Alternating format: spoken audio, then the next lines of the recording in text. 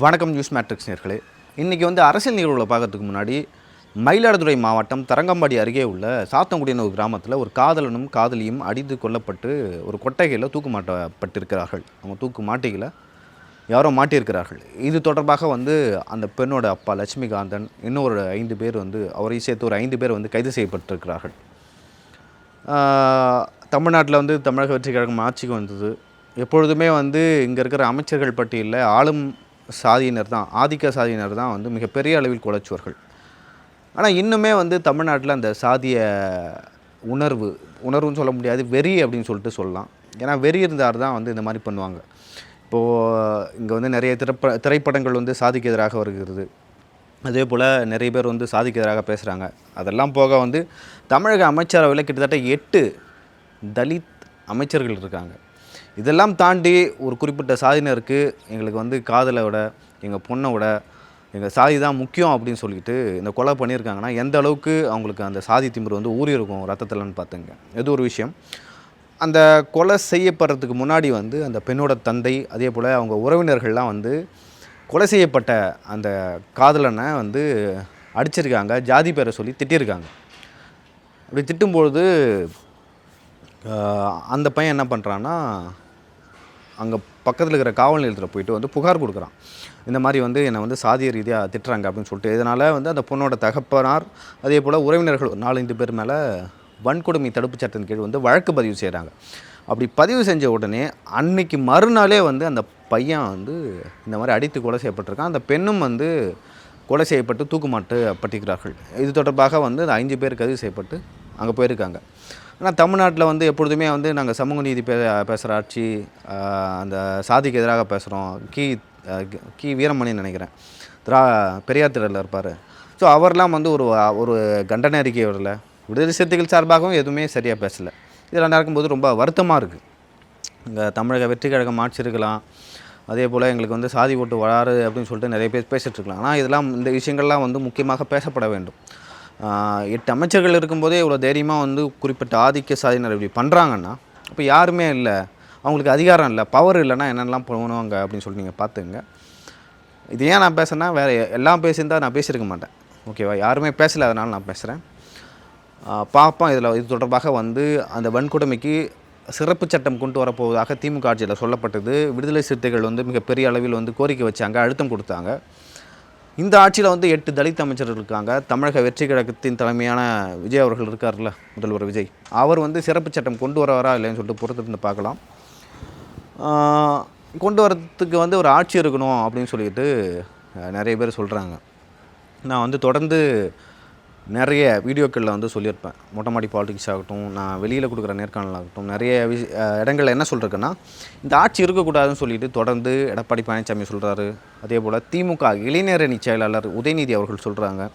இங்கே எல்லாமே தொடர்ந்து சொல்லிகிட்டே போகிறாங்க. ஸோ இவங்களுக்குலாம் என்ன தெரியும், ஏன் இப்படி சொல்கிறாங்க அப்படின்னு சொல்லிட்டு நானும் சொன்னேன்.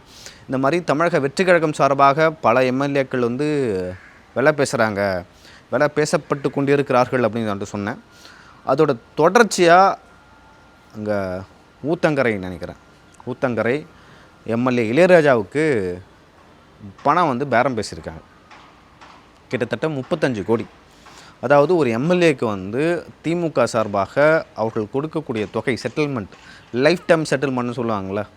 ஸோ 35 கோடியை திமுக தருவதற்கு தயாராக இருக்குது. அப்போ இவங்களுக்கு எப்படி இவ்வளோ பணம் வருது அப்படின்னு சொல்லிட்டு நம்மளுக்கு கேள்வி எழலாம். அதுக்கெல்லாம் முன்னாடி இதுக்கு பின்னாடி யார் இருக்காங்க அப்படின்னு சொல்லிட்டு பார்க்கலாம். நான் சொல்லியிருந்தேன் இதுக்கு முந்தைய நேர்காணலில், திமுக சார்பாக மூத்த அமைச்சர்கள், அதே போல் இப்போ இருக்கிற திமுகவில் இருக்கிற சில முன்னாள் அமைச்சர்கள்லாம் இருக்காங்களா, அவங்க ஒவ்வொரு பகுதியிலையும் ஒருத்தவங்க ஸ்ட்ராங்காக இருப்பாங்கள்ல. இப்போ நேரு அவர்கள் இருக்காங்க, செந்தில் பாலாஜி அவர்கள் அந்த குங்குமத்தில் இருக்கார், சவுத்தில் அனிதா ராதாகிருஷ்ணன் இருக்கார். அப்படின்னு பார்த்தீங்கன்னா ஒவ்வொரு மண்டலத்துக்கும் ஒருத்தவங்க இருக்காங்க. சேகர்பாபு அவர்கள் சென்னையில் இருக்கார். இப்போ இந்த அசைன்மெண்ட் யாருக்கு கொடுக்கப்பட்டிருக்குன்னா, அதிகமாக பொறுப்பு பெருமளவு யாருக்கு கொடுக்கப்பட்டிருக்குன்னா செந்தில் பாலாஜி அவர்களுக்கு கொடுக்கப்பட்டதாக சொல்கிறாங்க. இப்போ எம்எல்ஏ இளையராஜா அவர்கள் ஒரு புகார் கொடுத்துருக்காரு. எனக்கு இந்த மாதிரி நேரடியாகவும் மறைமுகமாகவும் விலை பேசுகிறாங்க. தமிழகத்தில் எதிர்காலத்தில் அந்த சட்டப்பேரவையில் நம்பிக்கையில்லா தீர்மானம் கொண்டு வந்தால் அதை நீங்கள் எதிர்த்து வாக்களிக்கணும் அப்படின்னு சொல்லிட்டு ஒரு விஷயத்தை சொல்லியிருக்காங்க. அவரும் தொடக்கத்தில் அவாய்ட் பண்ணிருக்காரு. இல்லைங்க எங்கள் தலைவருக்கு நாங்கள் அப்படிலாம் எதுவும் பண்ண மாட்டோம், நாங்கள் எங்கள் ஆட்சியை தொடர தான் விரும்புகிறோம் அப்படின்னு சொல்லியிருக்காங்க. ரொம்ப ஃபோர்ஸ் பண்ணுறாங்க, நேரடியாகவும் மறைமுகமாகவும் அதே போல் அவர்களுக்கு தெரிந்த நபர்கள் மூலமாகவும் பேசப்பட்டிருக்கு. அவருக்கு வந்து எதுக்குமே வந்து இடம் கொடுக்கல. ஸோ அப்படி இருக்கிற பட்சத்தை அவர் வந்து கட்சி தலைமைக்கு வந்து சொல்லிட்டார். அப்படி சொல்லும்பொழுது திருநாவுக்கரசு என்ற ஒரு நபர், அவர் தான் வந்து இந்த விஷயத்தில் வந்து மிகப்பெரிய அளவில் வந்து ஈடுபட்டிருக்கிறதா சொல்கிறாங்க. அவர் வந்து கைது செய்யப்பட்டிருக்கார். அவர் கூட இன்னும் 4 பேர் வந்து கைது செய்யப்பட்டிருக்காங்க. இது நாள் வரைக்கும் வந்து பல கோடி ரூபாய் வந்து கொடுப்பாங்க அப்படின்னு சொல்லிட்டு நாம் பேசியிருந்தோம். அப்போது ஒரு எம்எல்ஏவோட விலை தாவேக்காவில் 35 கோடி 35 கோடியாக இருக்கும்போது வந்து நிறைய பேருக்கு ஆசை வரும், நம்மளை சம்பாதிக்க விட மாட்டுறாங்க, இந்த மாதிரி வந்து லஞ்சம் வாங்கக்கூடாதுன்னு சொல்கிறாங்க அப்படின்னு சொல்லிட்டு விஜய் ரசிகர் மன்றத்திலேருந்து வர நிறைய பேர் வந்து அந்த கட்சிக்கு வந்து விசுவாசமாக இருப்பாங்க. ஆனால் மற்ற கட்சியிலேருந்து வர அதிமுகலேருந்து ஒருத்தர் வராரு, திமுகலேருந்து ஒருத்தர் வந்திருக்காரு, இல்லை வேறு ஏதாவது கட்சியிலேருந்து ஒருத்தங்க வந்திருக்காங்கன்னு வச்சுங்களேன், அவங்க வந்து எப்படி வந்து ரியாக்ட் பண்ணுவாங்க? நம்ம வாழ்க்கையிலேயே அந்த மாதிரி வந்து பணத்தை பார்த்ததில்ல, இதை வாங்கிட்டு செட்டில் ஆகிடலாம் அப்படின்னு சொல்லிட்டு நிறைய பேர் நினைப்பாங்க. அதில் 2 பேர் வந்து சரிங்க, நாங்கள் வந்து இந்த மாதிரி சட்டமன்றத்தில் இந்த மாதிரி நீங்கள் நம்பிக்கையில்லா தீர்மானம் கொண்டு வந்தால் நாங்கள் எதிர்த்து வாக்களிக்கிறோம் அப்படின்னு சொல்லிட்டு சொன்னதாக சொல்கிறாங்க. அது எந்த அளவுக்கு உண்மைன்னு தெரியல. அவர்களும் வந்து மாற்றுக் கட்சியிலேருந்து வந்ததாக சொல்கிறாங்க. அவங்க பேர் என்னன்னு தெரியல. அதே போல் அவங்க எந்தெந்த தொகுதின்னு தெரியல. நிறைய பேர் என்ன சொல்கிறாங்க, அவங்க சவுத் தமிழ்நாடு, தென் தமிழகத்தை சார்ந்தவர்கள் அப்படின்னு சொல்லிட்டும் சொல்கிறாங்க. ஸோ இதையடுத்து திருவில்லைக்கேணி காவல் நிலையத்தில் வந்து ஒரு புகார் வந்து கொடுக்கப்பட்டிருக்கு. என்னென்னா, எனக்கு வந்து பணம் கொடுக்க வந்தாங்க, வரும்பொழுது இந்த இதுக்கு குதிரை பேரம்னு சொல்லுவாங்கள்ல, குதிரை பேரத்துக்கு வந்து பணம் கொடுக்க வந்தாங்க, இவங்களை அரெஸ்ட் பண்ணாங்க அப்படின்னு சொல்லியிருந்தாங்க. அவங்க சொன்னபடியே வந்து அரெஸ்ட் பண்ணிட்டாங்க. நீங்கள் பார்த்தீங்கன்னா அருண் ஐபிஎஸ் அவர்கள் வந்து நம்ம டிவிஎஸ்சியில் வந்து இயக்குனராக நியமிக்கப்படும்போது போது பல்வேறு சர்ச்சைகள் வந்தது. ஒரு திமுக ஆட்சியில் கமிஷனாக இருக்கார், இங்கேயும் வந்து இந்த பதவினா அப்போ திமுக ஆட்களுக்கு வந்து விசுவாசமாக இருப்பார் அப்படின்னு சொல்லிட்டு இங்கே தான் வந்து ஒரு ட்விஸ்ட் வருது. அவருக்கு கொடுத்துருக்க அசைன்மெண்ட்டே என்னென்னா, நீங்கள் வந்து ஒரு கட்சி என்ன சொல்கிறதோ திமுக அதை தான் செய்வீங்க அந்த ஆட்சியில் கமிஷனாக இருக்கும்போது. ஆனால் நான் உங்களுக்கு கொடுக்குற அசைன்மெண்ட் என்னென்னா, இப்போ லஞ்ச ஒழிப்புத்துறையில் வந்து உங்கள் இயக்குனர் ஆகிறேன். அப்போ இயக்குனர் ஆகும்போது திமுக ஆட்சி காலத்தில் நடந்த எந்தெந்த தவறுகள்லாம் நடந்திருக்கோ, என்னென்ன ஊழலாம் நடந்திருக்கோ உங்களுக்கு கண்டிப்பாக தெரிஞ்சிருக்கும். ஸோ நான் சொல்கிறத நீங்கள் பண்ணணும் அப்படின்னு சொல்லிட்டு ஒரு அசைன்மெண்ட் கொடுத்துருக்காங்க. அதன் அடிப்படையில் தான் டிவிஎஸ்சிக்கு வந்து அவர் டைரக்டர் ஆனார் அப்படின்னு சொல்லிட்டும் சொல்கிறாங்க. ஸோ லஞ்சம் ஊழல் தொடர்பாக இப்போது ஏவா வேலு அவர்கள் மேலே ஒரு வழக்கு தொடரப்பட்டது, இன்னும் பல அமைச்சர்கள் கே.என். நேரு அவர்கள் மேலே வழக்கு தொடரப்பட்டது. இதுக்கு பின்னாடிலாம் வந்து டிவிஎஸ்சி டைரக்டர் இருக்கிறதா சொல்கிறாங்க. இதன் பிறகு வந்து யாரிடமாவது விலை பேசப்பட்டால், குதிரை பேரம் நடந்தால், அவங்களுக்கு வந்து அவங்க வேலை என்னன்னே தெரியாது இவ்வளோ நாள். ஸோ இவங்க வந்து வெளியில் வந்து காமிச்சு கொடுத்துட்டாங்க 35 கோடிப்பா. ஏன்னா இவங்க வந்து பெருமளவு வந்து செலவு பண்ணல. நிறைய பேர் தாவேக்கால் இருக்கவங்க வந்து நிறைய பேர் வந்து செலவே பண்ணாமல் நிறைய பேர் எம்எல்ஏ ஆகியிருக்காங்க. சில பேர் வந்து செலவு பண்ணிருக்காங்க, மிகப்பெரிய அளவில் வந்து செலவு பண்ணிருக்காங்க. 2 கோடியிலேருந்து 5 கோடி வரைக்கும் சில பேர் செலவு பண்ணிருக்காங்க. ஆனால் செலவு பண்ணாமலே நிறைய பேர் வந்து கட்சியை வந்து ஃபண்ட் பண்ணி நிறைய பேர் வந்து எம்எல்ஏ ஆகிருக்காங்க. அப்போ அவருக்கெலாம் ஒரு ஆசை வரும். அவருக்கெலாம் ஆசை வந்தால் அப்போ 35 கோடி யார் கொடுக்குறா அப்படின்னு சொல்லிட்டு போகிறதுக்கான வாய்ப்பு இருக்கான்னு கேட்டிங்கன்னா மேக்ஸிமம் இல்லை, ஒரு 90%, 95% இல்லை. சில பேர் வந்து போகிறதுக்கான வாய்ப்புகள் இருக்கிறதா சொல்கிறாங்க. நம்ம பொறுத்திருந்து பார்க்கலாம். ஏன்னா எடப்பாடி பழனிசாமியும் ஒரு விஷயத்த சொல்கிறாங்க, உதயநிதியும் சொல்கிறாங்க. ஏன்னா அவங்களாம் வந்து இன்னுமே வந்து தாவேக்கா ஆட்சி வந்து இருக்கிறத வந்து அவங்க விரும்பலை. இன்னும் அதுக்கான ப்ராசஸ் போயிட்டுருக்கு. இன்னும் திமுகவும் அதிமுகவும் அமைதியாக இல்லை அப்படின்னு சொல்லிட்டும் சொல்கிறாங்க. இது ஒரு புறம். இன்னொரு பக்கம் பார்த்திங்கன்னா, இந்த ஆட்சி எப்படி இருந்தாலும் இருக்கணும் அப்படின்னு சொல்லிட்டு அதிமுகவில் 25 பேர் தமிழக வெற்றி கழகத்துக்கு ஆதரவாக வாக்களித்தாங்கல்ல, ஸோ அவர்கள் வந்து ஒர்க் பண்ணிகிட்ருக்காங்க. என்னென்னா, நேற்று பேசுகிற மாதிரி எஸ்பி வேலுமணி அவர்கள், அதே நத்தம் விஸ்வநாதன் அவர்கள், கேபி அன்பழகன் அவர்கள், இன்னும் நிறைய பேர், ஒரு யாருக்கெல்லாம் பொறுப்பு கொடுக்கப்பட்டதோ அவர்கள்லாம் வந்து நாங்கள் அதிமுகவில் தொண்டர்களாக தொடர்கிறோம், எங்களுக்கு இந்த பதவி வேணான்னு சொல்லிட்டு எழுதி கொடுத்துருக்காங்க. அதில் கையெழுத்தும் போட்டு பொதுச் செயலாளர் எடப்பாடி பழனிசாமிக்கு அனுப்பிச்சிருக்காங்க. இதை நம்ம எப்படி புரிஞ்சுக்கிறது அப்படின்னா, இப்போதைக்கு இவங்க வந்து ராஜினாமா பண்ண போகிறதில்ல. அதே போல் இப்போதைக்கு அந்த கட்சி தாவல் தடை சட்டம் மூலமாக இவங்களோட பதவியும் சபாநாயகர் வந்து பறிக்க போகிறதில்ல. ஏன்னா ஒரு வழக்கம் வந்து நடந்துகிட்ருக்கு. நடுவில் நம்பிக்கையில்லா தீர்மானம் ஒருவேளை கொண்டு வரப்பட்டால் இவர்கள் 25 பேரோட ஆதரவும் தேவை. அப்போ அந்த 25 பேரும் தாவேக்காவுக்கு ஆதரவளிப்பார்கள் அப்படின்னு நான் நம்புகிறேன். அதற்காக தான் வந்து அந்த தரப்பு இன்னும் அமைதியாக இருக்கிறாங்க. கட்சியோட பொறுப்புகள் வந்து முன்னாடி இருந்த பொறுப்பே இல்லை, கொஞ்சம் வந்து மாவட்டத்தை பிரிச்சிருக்காங்க, அதை விட கம்மியான பொறுப்புகள் சில பேருக்கு வந்து முழுமையாக கொடுத்துருக்காங்க அதிமுகவில் அந்த 35 மாவட்ட செயலாளர்களுக்கு. அப்படி இருக்கும்பொழுது தற்பொழுது எங்களுக்கு வந்து இந்த பதவிகள்லாம் வேணாம், நாங்கள் உறுப்பினர்களாகவே இருக்கிறோம் அப்படின்னு சொல்லிட்டு கொடுத்துருக்காங்க. நான் வந்து அதான் புரிஞ்சுக்கிறேன். ஒரு வேளை வந்து ஒரு அடுத்த மாதமோ அதுக்கு அடுத்த மாதமோ நம்பிக்கையில்லா தீர்மானம் வந்து கொண்டு வரப்பட்டால் அதில் வந்து யாராவது தமிழக வெற்றிக் கழகத்தின் எம்எல்ஏக்களே எதிராக வாக்களித்தால் அப்போது இங்கே அதிமுகவில் அந்த அதிருப்தி எம்எல்ஏக்கள் இருக்காங்க, அவங்க தாவேக்காவுக்கு ஆதரவாக வாக்களிப்பார்கள் அப்படின்னு நான் நம்புகிறேன். இன்னொரு பக்கம் திருமாவளவன் அவர்களும் சில நேரங்களில் தாவேக்காவுக்கு எதிராக சொல்ல முடியாது, திமுகவுக்கு ஆதரவாக சில கருத்துக்களை சொல்கிறாரு, தாவேக்காவை விமர்சிக்கிற மாதிரியும் பேசுகிறாரு. அது ஒரு புறம். கம்யூனிஸ்ட்டுகள் வந்து அந்த ஸ்டாண்டில் வந்து உறுதியாக இருக்காங்க. நாங்கள் திமுக அதிமுக கூட்டணி சேருவதை விரும்பவில்லை. ஆனால் முதல்வர் ஸ்டாலின் அவர்கள் தொடர்ந்து ஒரு விஷயத்தை சொல்லிட்டு வர்றாரு. அது என்னென்னா, இந்த ஆட்சி நீடிக்காது, தமிழ்நாட்டில் மீண்டும் தேர்தல் வரும், தேர்தலுக்கு ரெடியாகுங்கள் அப்படின்னு போன்ற கருத்துக்கள்லாம் சொல்கிறாரு. அந்த கருத்துக்கள்லாம் பேசுவது சரியில்லை அப்படின்னு சொல்லியிருக்காரு. நம்ம எப்படி புரிஞ்சுக்கணும்னா, கம்யூனிஸ்ட்கள் தொடர்ந்து தாவேக்காவுக்கு ஆதரவளிப்பார்கள், இந்த கூட்டணியில் தான் நீடிப்பார்கள் அப்படின்னு புரிஞ்சுக்கலாம். ஆனால் தாவேக்கான்ற கூட்டணியில் வந்து விசிகாவோட பொசிஷன் என்ன அப்படின்னு சொல்லிட்டு அவங்க சொல்லவே இல்லை. ஏன்னா விசிகேயில் வந்து விடுதலை சிறுத்தைகள் தலைவர் திருமாவளவன் அவர்கள் வந்து சில நாட்களாக வந்து ஒரு மாதிரி பட்டும் படாமல் வந்து பேசிகிட்டு இருக்காரு. ஒரு முழு ஆதரவு, ஏகோபித்த ஆதரவை வந்து கொடுக்குறாரா அப்படின்னு பார்த்தீங்கன்னா இல்லவே இல்லை, ஒரு மாதிரி தான் போய்ட்டுருக்கு. ஸோ இன்னொரு பக்கம் பார்த்தீங்கன்னா காங்கிரஸுக்கு வேறு வழி இல்லை, இந்த கூட்டணியில் தான் தொடர்ந்து நீடிப்பாங்க. காங்கிரஸ் தாவேக்கா கூட்டணி தான் வந்து தொடர்ந்து நீடிப்பாங்க. அதே போல் ஐயுஎம்எல் அவர் வந்து ஒரு பேட்டியில் நேர்காணலில் சொல்லியிருக்காரு. என்னென்னா, இந்த மாதிரி ஸ்டாலின் அவர்கள் வந்து என்கிட்ட இந்த மாதிரி சொன்னார், நம்ம அதிமுகவுக்கு ஆதரவு அளிக்கணும் அப்படின்னு சொல்லிட்டு வெளிப்படையாக போட்டு உடைச்சிருக்காரு. அதனால தான் நாங்கள் விஜய் அவர்களுக்கு வந்து ஆதரவு அளித்தோம். விஜய் அவர்களுக்கு ஆதரவு அளிக்க வேண்டும் என்று இஸ்லாமியர்கள் பல பேர் தன்னிடம் வந்து வலியுறுத்தியதாக அவர் காதர் மொய்தீன் அவர்கள் வந்து அந்த பேட்டியில் வந்து சொல்லியிருக்காரு. இதெல்லாம் வைத்து புரிந்து கொள்ளும்பொழுது காங்கிரஸ் வந்து ரொம்ப ஸ்டேபிளாக இருக்காங்க, கம்யூனிஸ்டுகளும் ஸ்டேபிளாக இருக்காங்க. விடுதலை சிறுத்தைகள் கட்சியோட பொசிஷன் என்னன்னு தெரியல. மதிமுக எம்எல்ஏக்கள் 2 பேர் வந்து என்ன சொல்கிறாங்கன்னா, நாங்கள் வந்து இங்கே தான் நீடிப்போம், நாங்கள் உதயசூரியன் சின்னத்தில் நின்னோம், அதனால தான் இங்கே நீடிப்போம் அப்படின்னு சொல்கிறாங்க. ஜூலை எண்டு அப்படி இல்லைன்னா ஆகஸ்ட்டு பிகினிங்கில் வந்து நம்மளுக்கு வந்து தெரிஞ்சிடும் நம்பிக்கையில்லா தீர்மானம் கொண்டு வர போகிறாங்களா அப்படின்னு சொல்லிட்டு. அப்படி கொண்டு வந்தால் யார் வாக்களிப்பாங்க, எதிர்த்து யார் ஆதரித்து அப்போ தான் வந்து பெரிய ட்விஸ்ட்லாம் இருக்குது. நம்ம வந்து வட இந்தியாவிலலாம் பார்த்துருவோம், ராஜஸ்தானில் பார்த்துருக்கோம், இங்கே மத்திய பிரதேசம், கர்நாடகா, மகாராஷ்டிரா அப்படின்னு சொல்லிட்டு நிறைய அண்டை மாநிலங்களில் வட மாநிலங்களில் பார்த்துருப்போம். அந்த மாதிரியான ட்விஸ்ட் அண்ட் டேர்ன்ஸ் வந்து தமிழ்நாட்டில் இருக்கும். இது தமிழ்நாட்டு மக்கள் வந்து எதிர்பார்க்காதது. அப்படிலாம் கொண்டு வந்தீங்கன்னா, அவர் தமிழக வெற்றிக் கழகத்தின் தலைவர் முதல்வர் விஜய் அவர்களுக்கு ஏகோபித்த ஆதரவில் வந்து மக்கள் வந்து மீண்டும் வாக்களிப்பார்கள் அப்படின்னு மட்டும் என்னால் புரிஞ்சுக்க முடியும்.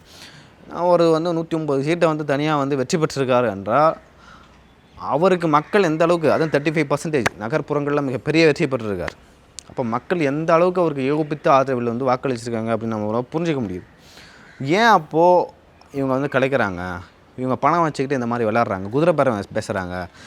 ஊத்தங்கரை எம்எல்ஏ இளையராஜா அவர்களுக்கு வந்து 35 கோடி, இன்னும் எத்தனை எம்எல்ஏக்கள் எத்தனை கோடிக்கு பேசப்பட்டார்கள் அப்படின்னு சொல்லிட்டு நமக்கு தெரியல. இவர் வந்து ஓரளவு கட்சிக்கு விசுவாசமாக இருந்திருப்பார் போல் இளையராஜா அவர்கள், அதனால் வந்து வெளில வந்து சொல்லிட்டார். இன்னும் எத்தனை எம்எல்ஏக்கள் வந்து பேசாமல் இருப்பாங்க, இல்லை இந்த டீல் எனக்கு ஓகே அப்படின்னு சொல்லிட்டு அமைதியாக இருப்பாங்கன்னு ஒரு கேள்வி வருது. ஸோ நம்ம பொறுத்திருந்தால் பார்க்கணும் என்ன நடக்க போகுது அப்படின்னு சொல்லிட்டு தமிழக வெற்றி கழகத்தில். இது ஒரு புறம் இருந்தாலும் திமுகவில் சில எம்எல்ஏக்கள் தாவேக்கா பக்கம் வருவதாக வந்து சொல்லியிருக்காங்க. அப்படி வந்தால் உங்களுக்கு வந்து தாவேக்காவில் எல்லாருக்கும் வந்து அமைச்சர் பதவி கொடுக்கும்போது நாங்கள் ஒரு சிலருக்கு கொடுக்குறோம் அப்படின்னு சொல்லிட்டு சொன்னதாக பேசப்பட்டது. ஏன்னா அங்கே வந்து திமுகவில் நிறைய பேர் அதிருப்தியில் இருப்பாங்க, நிறைய பேர் பணம் செலவு பண்ணியிருப்பாங்க, அவங்களால சம்பாதிக்க முடியாது. ஸோ அதை தாண்டி வந்து எங்களுக்கு வந்து தாவேக்காவில் மிகப்பெரிய அளவு ஸ்கோப் இருக்கிறதா அவங்க நினைக்கிறாங்க. அது எப்படி எடுத்துக்கலான்னா, இனிமேல் வந்து தமிழ்நாட்டில் வர இளைஞர்கள், இம்ரான்கான் வந்து பாகிஸ்தானில் கட்சி ஆரம்பிக்கும் போது அவரை பார்த்து சிரித்தாங்க. சிரிக்கும்போது அவர் ஒரு காலத்தில் அங்கே பாகிஸ்தானோட அதிபரானார். அவர் வந்து 2 முறையோ 3 முறையோ தோற்றார். தோற்ற பிறகு அவரிடம் போய் கேட்குறாங்க. அவர் என்ன சொல்கிறாருன்னா, என்னுடைய டார்கெட் ஆடியன்ஸ், என்னுடைய வாக்காளர்கள் வந்து இப்போ ஓட்டு போடுறாங்க அவங்கள. கல்லூரி, பள்ளி படிக்கும் அந்த இளம் மாணவர்கள் இருக்காங்களா, அவங்க தான் என்னோடய டார்கெட் ஆடியன்ஸு. அவங்க வளர்ந்து வந்து எனக்கு வாக்களிப்பார்கள் அப்படின்னு சொல்லிட்டு இம்ரான் கான் சொன்னார். முதலமைச்சர் விஜய் அவர்களுக்கும் அதுவே நடக்கும் அப்படின்னு சொல்லிட்டு நினைக்கிறேன். ஏன் நடக்குன்னா, இப்போ இருக்கிற ஜென்ரேஷன் வந்து அரசியலை வந்து படித்து தெரிஞ்சுக்கிறாங்களான்னு கேட்டிங்கன்னா இல்லை. வீடியோக்கள் பார்க்குறாங்க. எல்லாமே படிக்கலன்னு நான் சொல்ல, சில பேர் படிக்கிறாங்க. நிறைய பேர் வந்து அவங்களோட இன்ஃபர்மேஷன், சோர்ஸ் ஆஃப் இன்ஃபர்மேஷனே என்னென்னா லைக் வீடியோஸு, ரீல்ஸு, ப்ளாக்ஸ் அப்படி தான். அப்படி இருக்கும்போது அந்த ஜென்ரேஷன் எங்கே கன்சியூம் பண்ணுவாங்கன்னா, நியூஸை வந்து அங்கே தான் கன்சியூம் பண்ணுவாங்க. அங்கே யார் ஸ்ட்ராங்காக இருக்காங்கன்னா தமிழக வெற்றி கழகம்.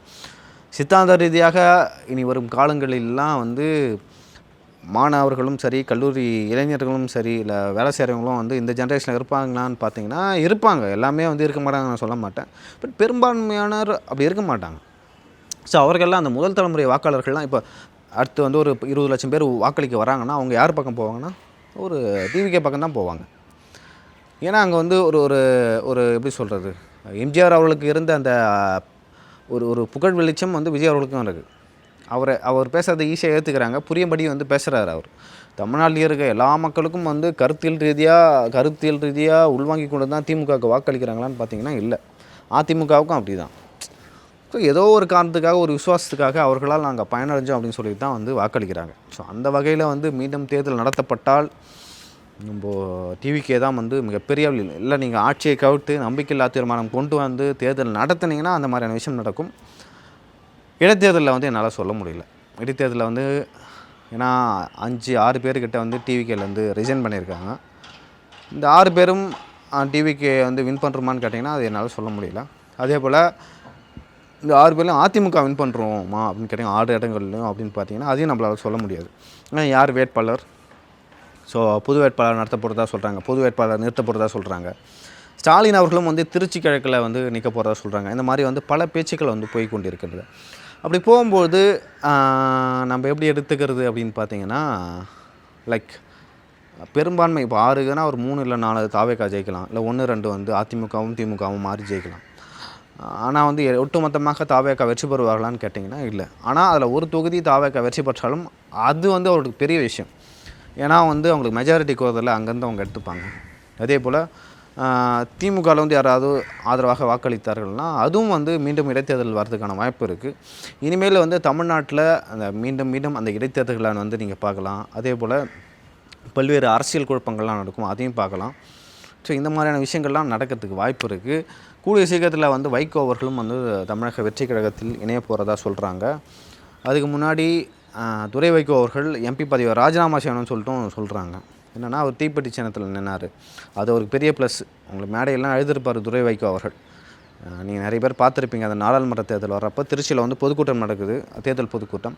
அதில் வந்து கதறாரு துரை வைகோ அவர்கள். அவர் விட்ட கண்ணீருக்கெல்லாம் வந்து ஒரே பரிசு, நீங்கள் தீப்பெட்டி சின்னத்தில் நின்னீங்க, நீங்கள் ரிசைன் பண்ண தேவையில்ல, உங்களுக்கு வந்து அந்த கட்சி தாவல் தடை சட்டம், தகுதி நீக்கம் எதுவுமே வராது, நீங்கள் வந்து ஈஸியாக போகலாம், எம்பியாக தொடருவீங்க.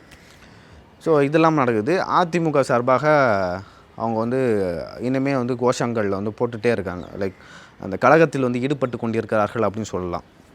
எஸ்பி வேலுமணி அவர்களாகட்டும், நத்தம் விஸ்வநாதன் அவர்களாகட்டும், அதே போல் தங்கமணி அவர்களாகட்டும், கேபி அன்பழகன் ஆகட்டும். ஸோ அந்த டீம் வந்து இன்னுமே வந்து நல்லா ஒர்க் பண்ணிகிட்ருக்காங்க. பட் அவங்க வந்து இன்னுமே பொறுமையாக இருக்காங்க. அரசியலை பொறுத்த வரைக்கும் வந்து சில நேரங்களில் வந்து உடனடியாக முடிவெடுக்கணும், சில நேரங்களில் வந்து பொறுமையாக வந்து முடிவெடுக்கணும். அவர்கள் வந்து அந்த பொறுமைக்காக காத்திருக்கிறார்கள் அப்படின்னு நான் சொல்லுவேன். ஏன்னா தமிழக அரசியல் என்ன நடக்க போதுனே வந்து யாராலுமே ப்ரிடிக்ட் பண்ண முடியல. ஏன்னா தாவேக்காவினர் வந்து திமுக கிட்ட பேசுகிறாங்க.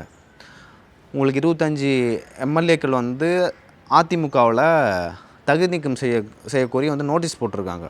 இன்னொரு பக்கம் பார்த்தீங்கன்னா சில எம்எல்ஏக்கள்கிட்ட திமுக தாவேக்கா எம்எல்ஏட்ட விலை பேசியிருக்காங்க. அதில் சில பேர் வந்து ஓகே சொல்லியிருக்காங்க, சில பேர் இளையராஜா அவர்கள் மாதிரி நிறைய பேர் வந்து இந்த மாதிரி புகார் கொடுத்துருக்காங்க. அப்போ எத்தனை பேர் வந்து ஓகே சொன்னாங்கன்னு சொல்லிட்டு நமக்கு தெரியல.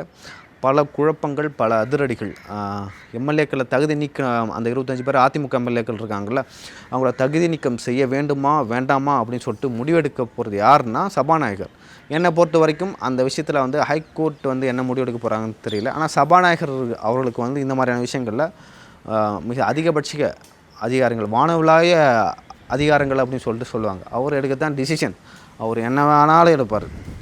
தாவேக்கா ஆட்சி தொடரலாம், தொடரக்கூடாது, தாவேக்கா எம்எல்ஏக்கள் அந்த ஆதரவு வச்சாங்களா அதிமுக எம்எல்ஏக்கள் அவங்க தொடரலாம், தொடரக்கூடாது, இல்லை டிலே பண்ணலாம்.